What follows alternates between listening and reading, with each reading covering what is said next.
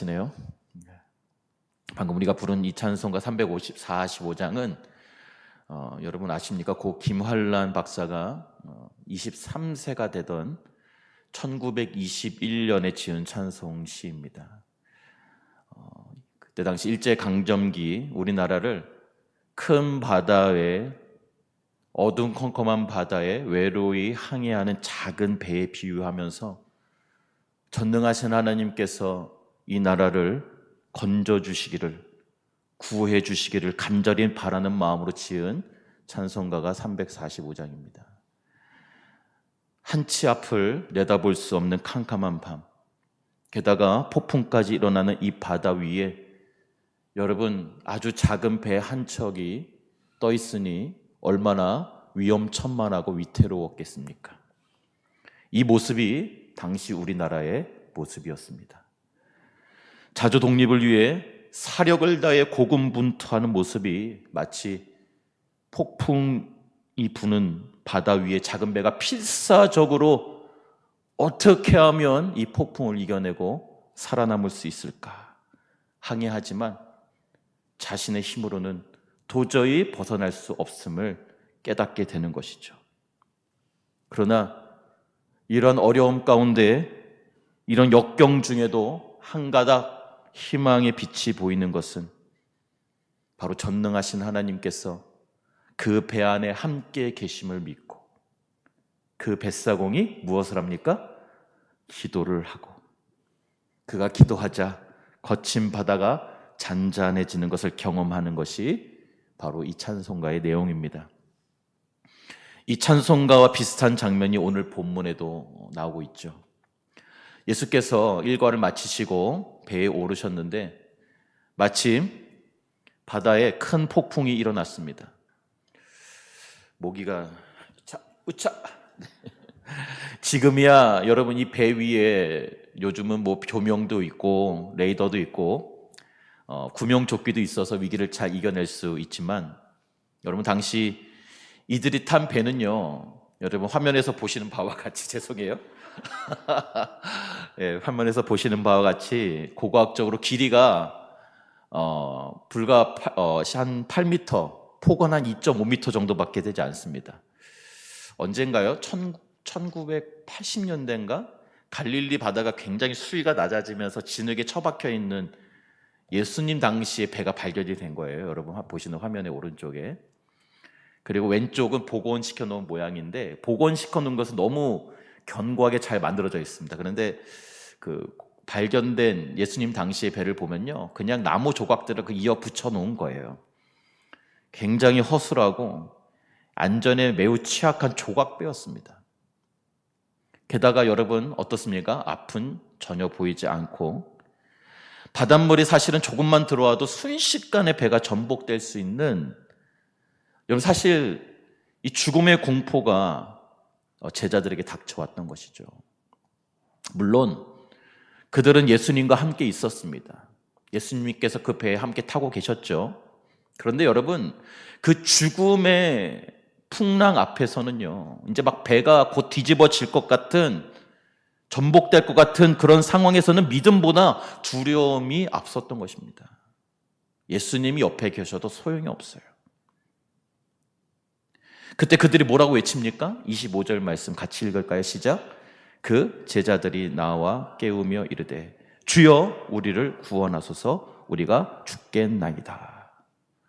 굉장히 고상하게 잘 표현해놨죠? 예, 뭐 실제로 이렇게 얘기했겠습니까? 이제 막 꼭 죽을 것 같은데 여러분 같으면 어떻게 했겠어요? 주여 지금 잠이 오세요? 빨리 일어나세요. 제발 살려주세요. 우리 죽게 생겼어요. 이렇게 했겠죠.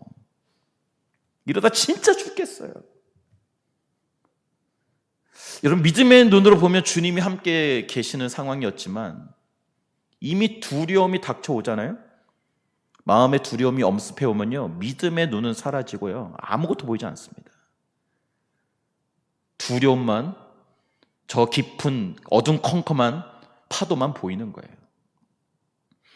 여러분 이처럼 우리 삶에도 인생을 살다 보면 감당하기 어려운 시련이 닥칠 때가 있습니다. 우리가 신앙이 있지만 어때요? 일단 어려움이 닥치면 어떻게 합니까? 일단은요, 해볼 수 있는 건 다 해봅니다.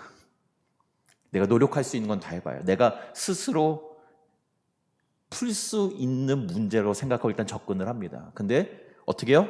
내가 하면 할수록, 내가 손을 대면 될수록 상황이 더 악화되죠. 그러다가 도저히 감당할 수 없어 죽을 것 같은 두려움에 마지막에 손들고 찾아오죠. 주여 살려주십시오. 근데 여러분, 우리를 더욱 힘들게 하는 것은 무엇이냐면 지금 그 배에 누가 함께 있다고요? 예수님이 계시잖아요.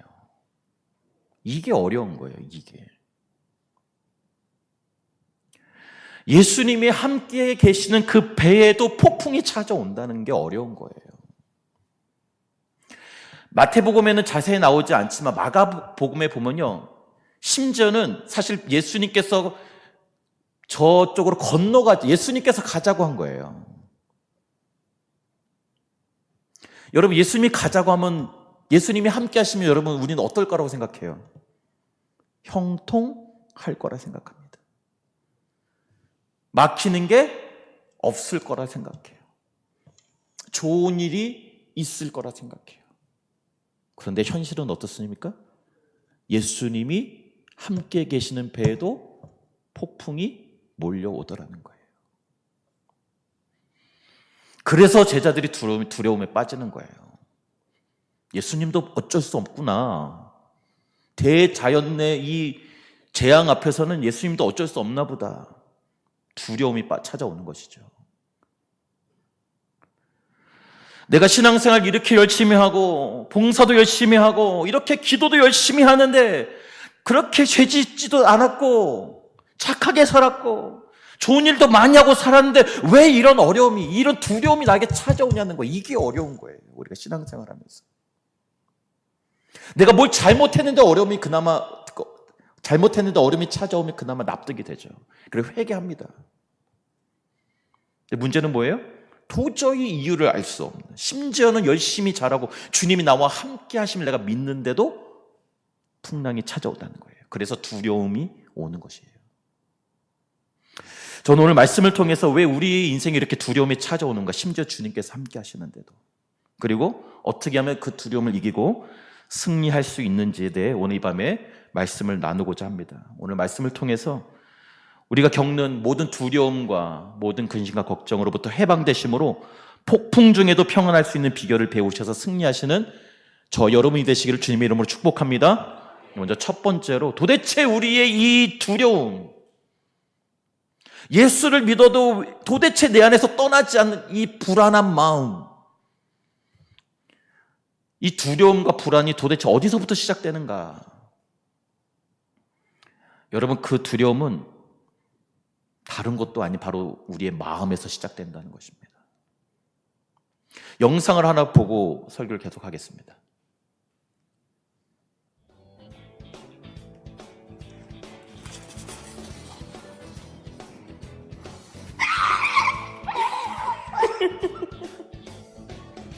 Come on, Charlie, let's go. Come on.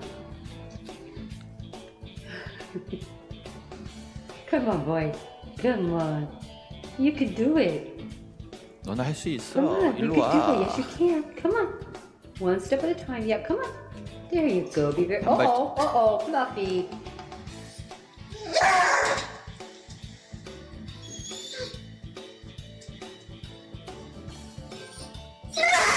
저 큰 개가. 네.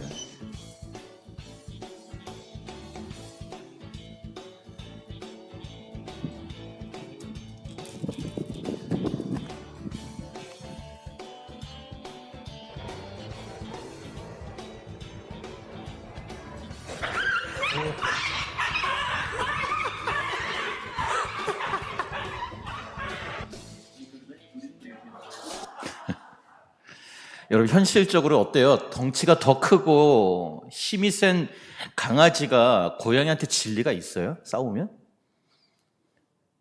집니까? 저 큰 강아지가? 질 리가 없죠.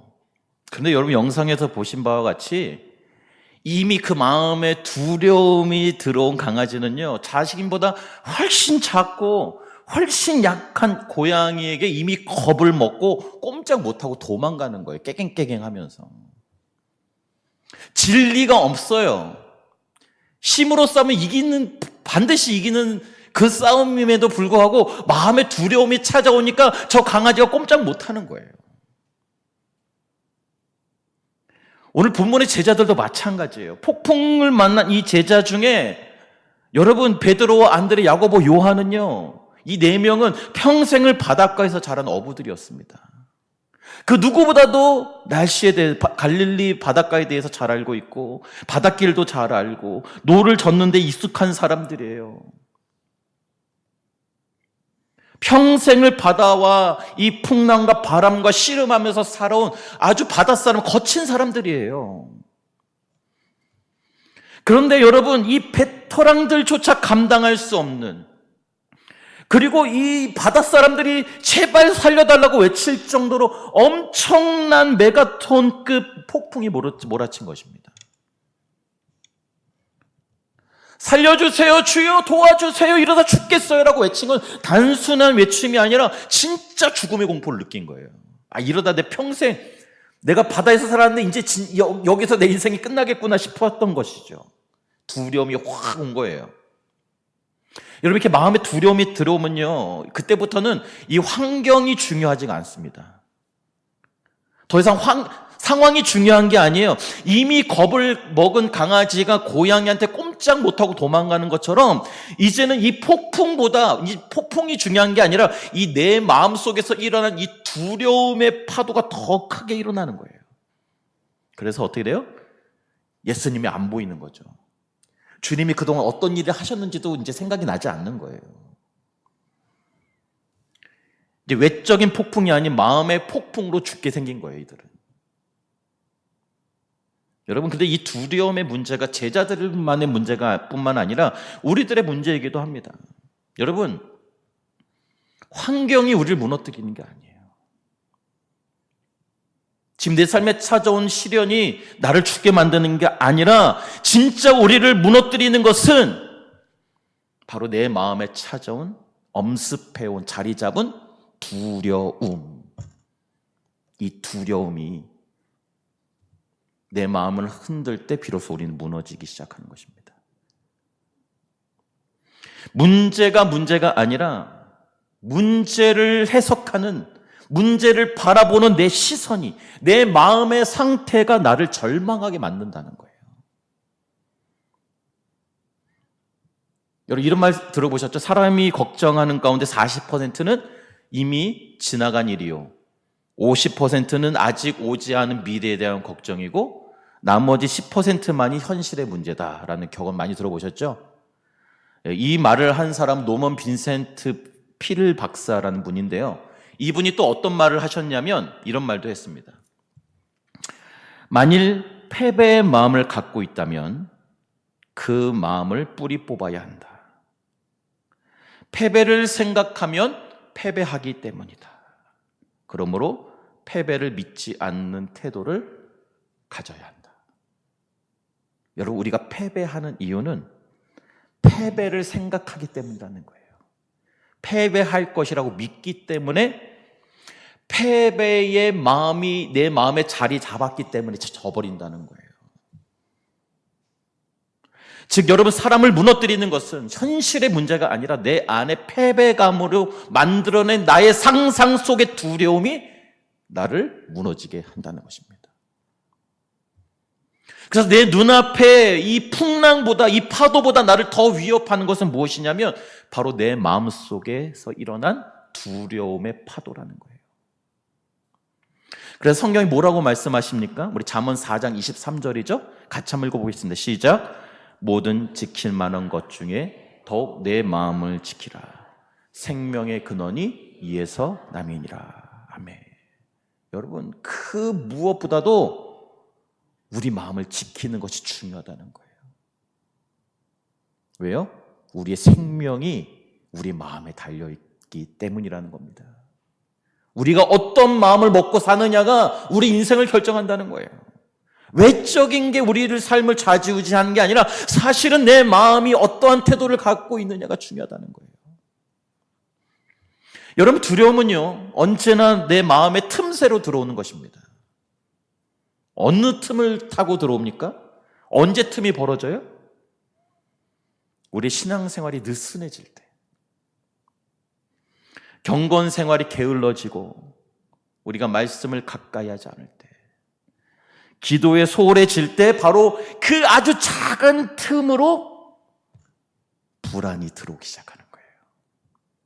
두려움이 그 작은 틈을 비집고 들어와서 어느새 내 마음에 자리 잡기 시작하는 것입니다. 그러나 여러분, 우리가 늘 마음을 지키기 위해 늘 말씀을 가까이 하고 묵상하고 큐티하고 묵상한 대로 삶을 살아내고 실천하고 기도하는 삶을 힘쓰며 살아갈 때, 우리가 하나님을 향해 늘 굳게 서 있을 때 그 두려움은 우리를 절대로 틈타지 못할 줄로 믿습니다. 26절에 예수님께서 이렇게 말씀하십니다. 어찌하여 무서워하느냐, 두려워하느냐, 믿음이 작은 자들아. 여러분, 이 두려움은요, 단순히 겁이 많다는 게 아니에요. 여러분, 두려움은요, 어떤 상태를 말하느냐, 내가 믿음의 자리에서 밀려나 있는 상태를 두려움이라고 하는 것입니다. 하나님이 아닌 다른 것을 더 크게 바라볼 때 찾아오는 감정이 바로 두려움이라는 거예요. 내 마음의 중심에 하나님이 자리 잡고 있어야 하는데, 하나님이 아닌 다른 것이 내 마음의 중심을 차지하기 시작할 때부터 두려움이 찾아오기 시작하는 것입니다. 마치 예수님이 눈앞에 있는데 예수님이 마치 그 저 풍랑에 무기력하게 주무시고 계는 것처럼 보이기 시작할 때부터 두려움이 찾아오기 시작하는 거예요. 그래서 예수님은 마음의 두려움이 찾아온 제자들에게 왜 이렇게 믿음이 적냐라고 말씀하신 거예요. 사랑하는 성도 여러분, 이 밤에 성령께서 저와 여러분의 마음의 중심을 만져주시기를 소원합니다. 여러분, 두려움은 사라지는 것이 아니라 바로 믿음으로 이기는 줄 믿습니다. 두려움은 환경의 문제가 아니에요. 조건의 문제가 아닙니다. 두려움은 바로 내 마음을 지키는, 내 마음을 굳건하게 하는 믿음의 싸움인 줄로 믿습니다. 오늘 이 밤에 우리의 삶에 배에 함께 타고 계시는 그 주님께서 저와 여러분의 마음을 만지시고 오랫동안 묶여 있었던 이 두려움의 사실이 끊어지는 밤이 되시기를 주님의 이름으로 축복합니다. 그러면 우리는 어떻게 하면 이 두려움을 이겨낼 수 있을까요? 화면이 벌써 나왔죠? 같이 한번 읽어봅시다. 시작. 두려움은 믿음으로 이긴다. 아멘. 여러분, 다시 말하면 믿음은 바로 두려움을 이겨내는 능력이 있는 것입니다. 제자들이 이렇게 얘기하죠. 주여, 이러다 죽겠어요, 살려주세요 라고 외칠 때 예수님이 조용히 일어나서 어떤 일을 하세요? 갑자기 바람과 바다를 향해 꾸짖으세요. 뭐라고 얘기하십니까? 잠잠하라, 고요하라. 그러자 놀랄 만한 일이 일어나죠. 진짜로 그렇게 집어삼킬 듯 덮쳐오던 파도가 멈추고, 바람이 멈추고 파도가 멎었고 모든 것이 잔잔해졌습니다. 더 놀라운 대답을 제자들이 하죠. 뭐라고 얘기합니까? 27절 말씀입니다. 같이 읽겠습니다. 시작. 그 사람들이 놀랍게 여겨 이르되 이가 어떠한 사람이기에 바람과 바다도 순종하는가 하더라. 지금 이들은 예수님께서 바람과 바다를 멈출 거라고 생각을 했단 말이에요? 안 했다는 말이에요? 안 했어요. 그럼 다시 역으로 추적해서 그들은 예수님이 이 자연체의 앞에 무기력한 분이라고 생각했던 거예요. 그래서 두려웠던 거예요. 예수님께서 일어나서 바람과 파도를 잔잔케 하자 도대체 저가 누구이기에 바람과 바다도 순종하는가 놀랬던 거예요. 이 말은 여러분, 예수님을 잘못 믿고 있었던 거예요. 예수님을 오해하고 있었던 거예요. 제대로 알지 못했던 거예요. 물론 이들은 믿고 있었어요. 뭘 믿었습니까? 예수님은 병자를 고치실 수 있는 능력이 있으시다는 걸 알았습니다. 왜? 얼마 방금 전까지도 중풍병자도 고치셨고 열병자도 고치셨거든요. 마태복음에서. 온갖 병자는 다 고치셨어요. 온갖 기적을 행하는 것을 다 옆에서 봤습니다. 그런데 바람과 바다까지도 순종할 것이라고는 상상하지도 못했다는 거예요. 그들은 예수님을 믿었지만 다 믿지는 못했던 것입니다. 여러분, 우리가 주님을 아는 것이 얼마나 중요한지 아세요? 여러분, 아는 만큼 믿는 거예요. 하나님이 어떠한 분이신지, 예수님이 어떠한 분이신지, 어떤 성품을 가지고 계신지, 왜 이 땅에 오셨는지, 이 땅에 오셔서 무엇을 하셨는지, 그리고 우리에게 무엇을 원하시는지, 우리가 무엇을 하기를 원하시는지, 우리가 무엇을 위해 살아가기를 원하시는지, 여러분 아는 게 너무나도 중요해요. 왜요? 아는 만큼 믿기 때문에. 그래서 여러분 제자 훈련해야 되는 거예요.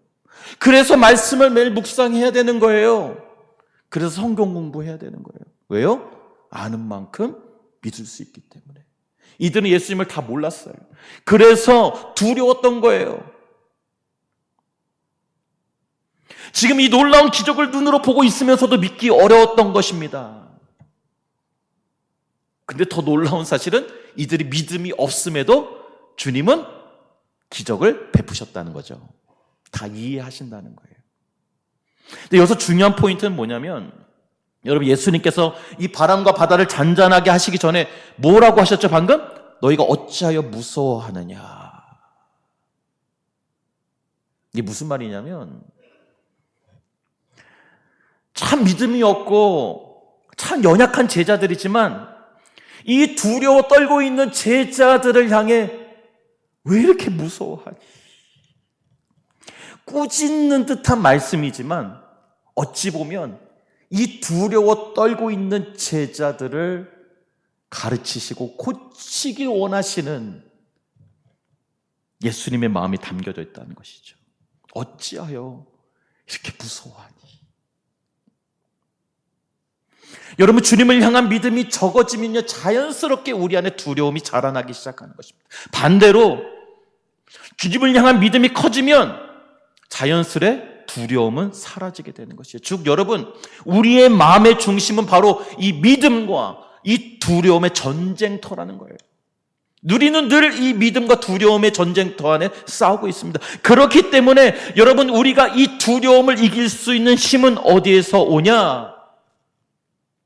바로 우리 환경이 바뀌는 게 아니라, 기적이 일어나서 뭐가 조건이 바뀌는 게 아니라, 바로 내 마음 가운데 있는 이 믿음의 확신에서 두려움을 이길 수 있는 힘이 나오는 것입니다. 그렇다면 여러분, 믿음이란 무엇입니까? 우리 히브리서 11장 1절 말씀 같이 읽겠습니다. 시작. 믿음은 바라는 것들의 실상이요, 보이지 않는 것들의 증거다. 여러분, 믿음은 막연히 존재하지 않는 것을 그냥 용기를 주기 위해서, 희망을 주기 위해서 그냥 바라는 것이 아니라, 믿음은 다만 눈에 보이지 않을 뿐 실제로 존재하는 것을 바라보는 것이 바로 믿음인 줄로 믿습니다. 눈에 보이지 않아도 하나님이 하실 것을 이미 기정사실화하고 그것이 이루어질 것을 이미 된 것처럼 믿는 그 담대함이 바로 믿음인 것입니다.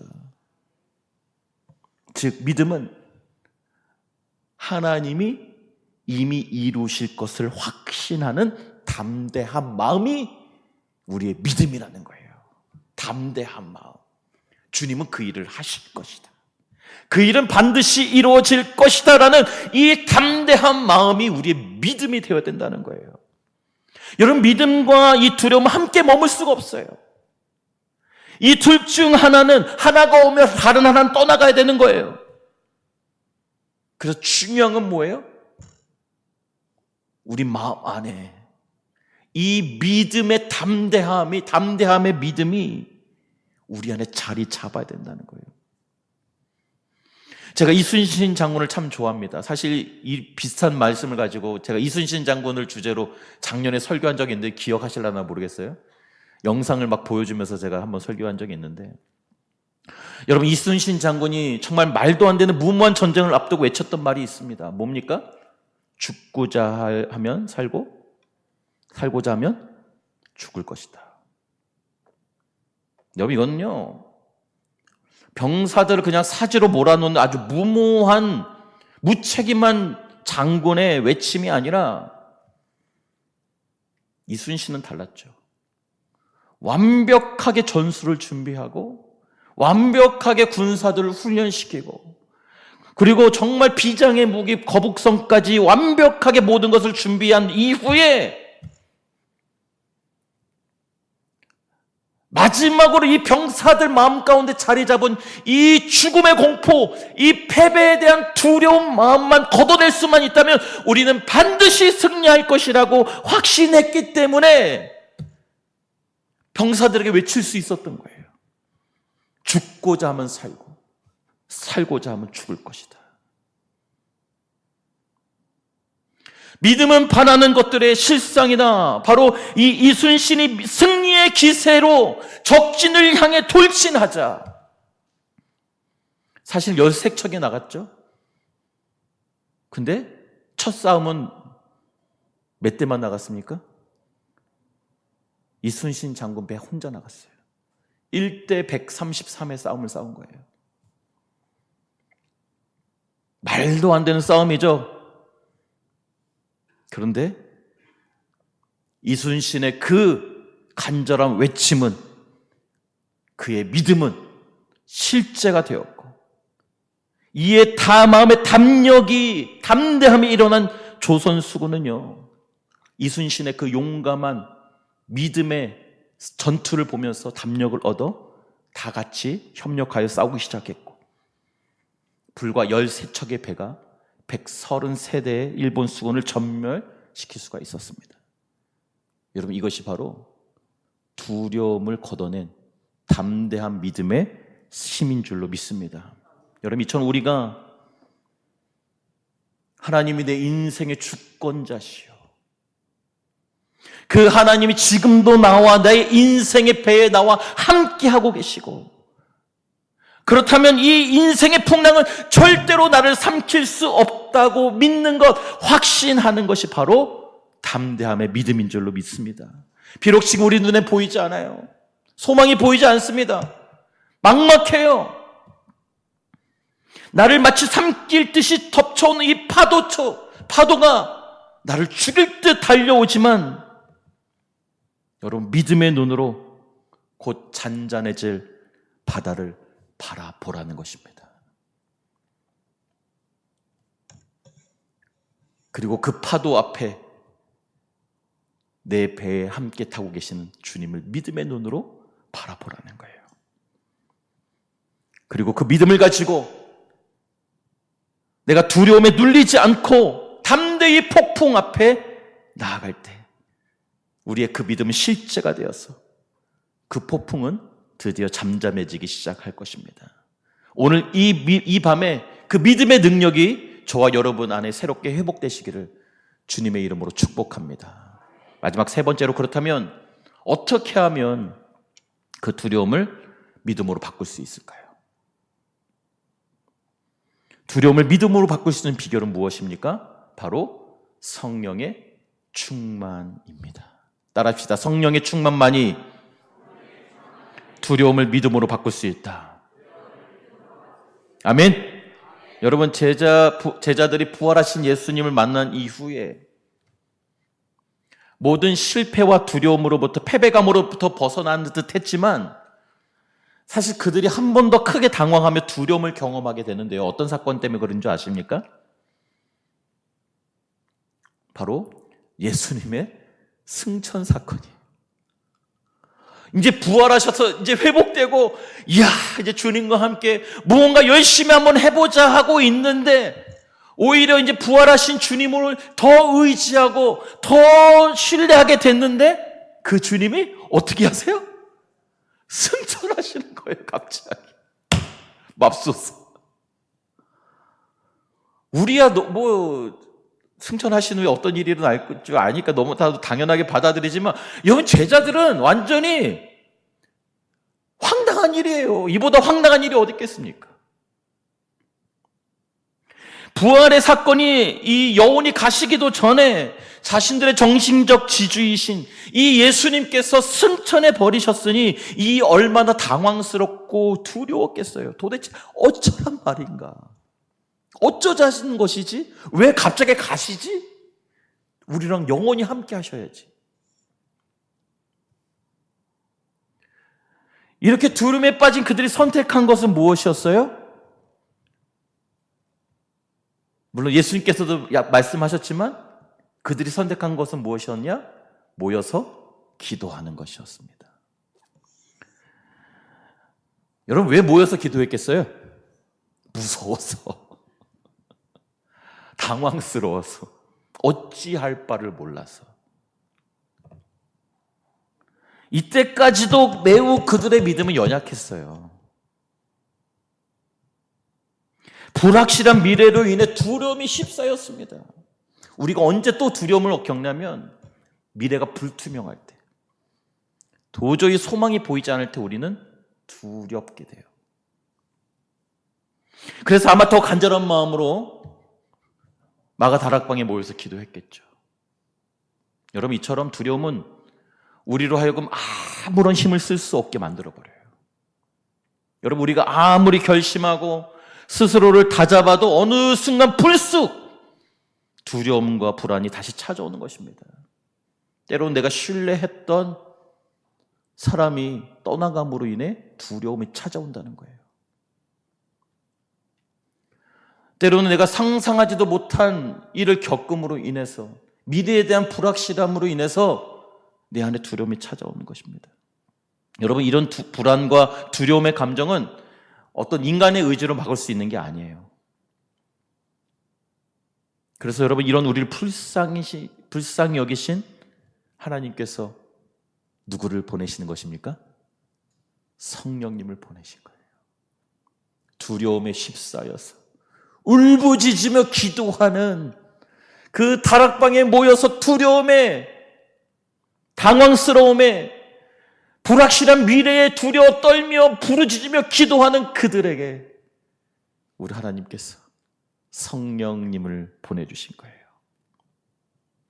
우리 디모데후서 1장 7절 말씀 같이 읽겠습니다. 시작. 하나님이 우리에게 주신 것은 두려워하는 마음이 아니요 오직 능력과 사랑과 절제하는 마음이다. 할렐루야. 성령은 두려움의 영이 아니라 바로 능력과 사랑과 절제의 영이라는 거예요. 여러분, 성령님이 우리 마음 가운데 임하시면 우리의 흔들리던 이 마음에 평안이 찾아오기 시작하고 낙심하던 자리에 담대함이 세워지기 시작한다는 거예요. 두려움이 떠나가기 시작하고 근심과 걱정이 물러가기 시작하는 거예요. 언제요? 성령께서 내 마음 가운데 찾아오실 때. 사도행전의 제자들이 그랬어요. 예수님께서 십자가에 달리셨을 때 그들이 했던 행동은 무엇입니까? 3년 동안 예수님을 쫓아다녔고 온갖 기적과 좋은 말씀들은 다 들었어요. 그런데 예수님께서 십자가에 못 박혀 돌아가시자 그들은 다 도망갔습니다. 다 집으로 숨었어요. 문을 걸어 잠궜습니다. 사람들의 눈을 피해 두려움에 떨던 사람들이었어요. 근데 그들이 언제 변화되었냐는 거예요. 그들의 인생이 언제 변화되었느냐는 거예요. 바로 그들이 함께 모여 기도할 때 성령께서 그들에게 임하셨고, 성령께서 불같이 바람같이 그들에게 임하시자 그들의 마음을 지배하고 있었던 모든 두려움과 공포와 미래에 대한 불안감이 완전히 떠나가고, 그들을 꽁꽁 걸어 잠궜던 마음의 문이 활짝 열리고 모든 두려움의 쇠사슬이 끊어지고 거리로 나가 목숨을 걸고 복음을 전하기 시작한 것입니다. 바로 어제까지, 얼마 전까지 두려움에 빠졌던, 무서워 숨었던 그들이 이제는 순교자의 마음으로 복음을 전하는 사람으로 변화된 것입니다. 무엇이 그들을 그렇게 바꿨습니까? 무엇이 그들의 두려움을 이렇게 믿음으로 변화시키게 하였습니까? 바로 성령의 임재인 줄로 믿습니다. 성령의 바로 두려움을 믿음으로 바꾼 것입니다. 그들이 성령으로 충만해지자 그 어떤 감옥도, 그 어떤 채찍도, 세상의 조롱도, 그리고 죽음도 그들을 막을 수 없게 된 것입니다. 결론입니다. 어느 날 한 마법사가 고양이가 너무 무서워서 벌벌 떠는 쥐가 너무 불쌍해 보이는 거예요. 그래서 이 쥐가 너무 안쓰러워서 이 쥐를 고양이로 바꿔버렸습니다. 그러면 좀 덜 떨겠지. 그랬더니 이제 고양이가 된 이 쥐는 고양이가 되었는데 안 떨 줄 알았는데 또 누굴 보고 떨어요? 아까 영상하고 정상적인 거죠? 개를 보고 무서워하기 시작하는 거예요. 개한테 물리면 어떡하나. 이제 막 또 두려워 떨기 시작하는 거죠. 또 마법사가 또 불쌍한 거예요.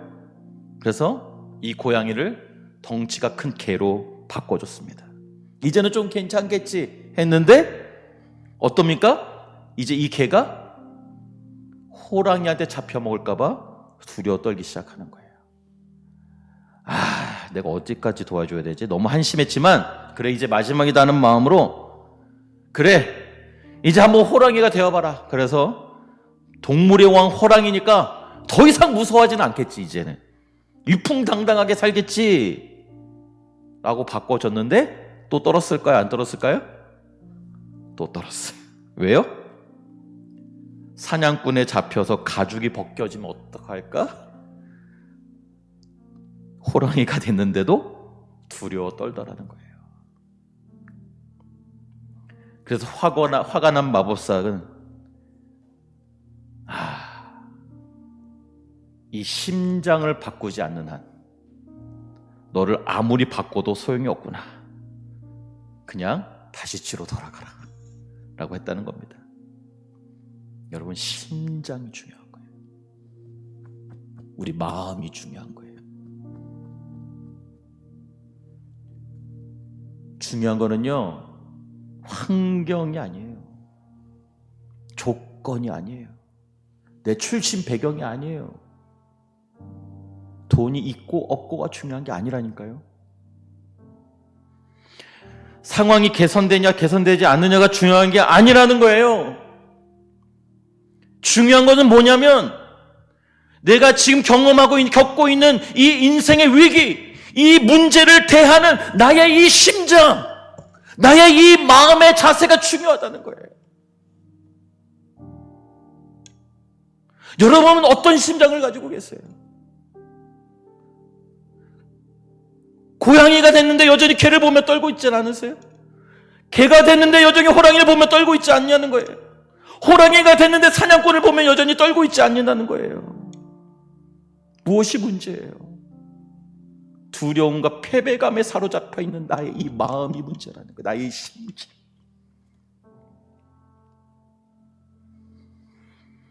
사랑하는 성도 여러분, 오늘 이 밤에 나의 이 마음과 이 심장을 패배감에, 두려움에 사로잡힌 나의 마음을, 나의 심장을 고칠 수 있는 분은 성령 하나님밖에 없음을 믿으시길 바랍니다.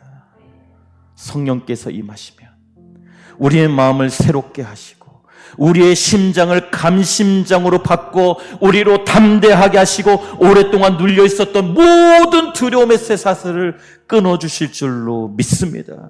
성령께서 임하시면 두려움이 떠나가고 우리의 마음이 담대해져 용기를 얻어 하나님께서 우리에게 주신 것은 두려워하는 마음이 아니에요. 성령께서 임하시면 우리는 서로를 용서하게 되고 사랑하게 되고 함께 기도하게 되고 능력을 얻어 공동체가 다시 세워지는 기적을 경험하게 될 것입니다. 우리 예레미야 29장 12절에서 13절 말씀 우리 다 같이 믿음으로 선포하면서 봉독하겠습니다. 시작! 너희가 내게 부르짖으며 내게 와서 기도하면 내가 너희들의 기도를 들을 것이요 너희가 온 마음으로 나를 구하면 나를 찾을 것이요 나를 만나리라. 할렐루야, 할렐루야. 이 말씀은 하나님의 약속의 말씀입니다. 오늘 이 밤에 우리가 부르짖어 기도할 때 주님을 찾을 때 그 성령께서 두려움과 실패와 과거의 죄악으로부터 결박되어 있는 나의 마음 가운데 찾아오셨어요. 그 모든 것을 끊어내시고 우리 마음을 담대하게 하시고 주님을 바라볼 수 있는 믿음을 주시고 다시 회복해 하실 능력을 주실 줄로 믿습니다. 성령께서 우리를 만나주시고 우리 안에 자리 잡은 모든 두려움은 떠나가게 될 것이며 우리 인생의 모든 폭풍이 잠잠게 될 줄로 믿으시기를 바랍니다. 그 기적을 경험하신 오늘 밤이 되시기를 주님의 이름으로 축복합니다. 같이 찬양하고 기도하겠습니다.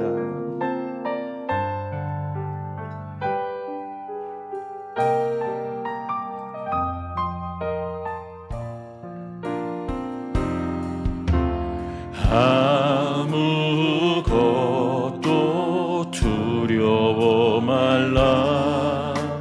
주 나의 하나님이 지켜주시네. 놀라지 마라. 겁내지 마라.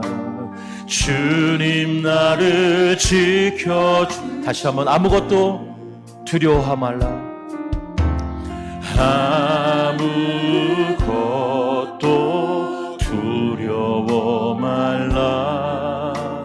주 나의 하나님이 지켜주시네. 놀라지 말라. 겁내지 말라. 겁내지 마라. 주님 나를 지켜주시네. 아멘. 내 맘이 힘에 겨워 지칠지라도 주님 나를 지켜주시네. 세상의 험한 풍파 몰아칠 때도 주님 나를 지켜주시네.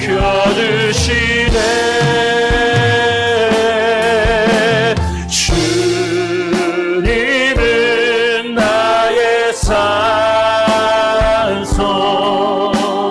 주님은 나의 요새, 주님은 나의 소망,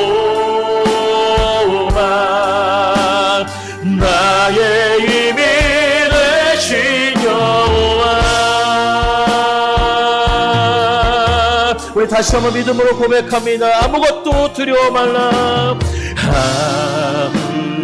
아무것도 두려워. 주 우리의 하나님이 여러분을 지켜주실 것입니다.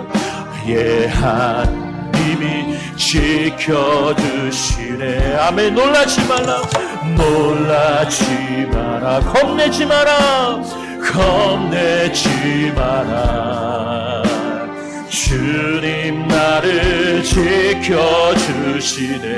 내 마음이 힘에 겨워, 내 마음이 힘에 겨워 지칠지라도 주님 나를 지켜주시네. 아멘. 세상의 험한 풍파 몰아칠 때도 주님 나를 지켜주시네. 아멘. 주님은 나의 산성, 주님은 나의 요새, 주님은 나의 소망, 나의 힘이 되시. 우리 믿음으로 고백합니다. 내 마음이 힘에 겨워 지칠지라도, 내 마음이 힘에 겨워 여러분 걱정하지 마세요. 주님이 나의 배에 함께 타고 계시면 나를 지켜주시네. 아멘. 세상의 그 어떤 풍파도, 세상의 험한 풍파 몰아칠 때도, 아멘, 주님 나를 지켜주시네.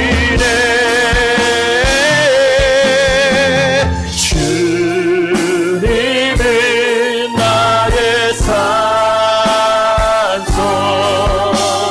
주님은 나의 요새, 주님은 나의 소망, 나의 힘이 되신 주님은 나의 산소, 주님은 나의 산소.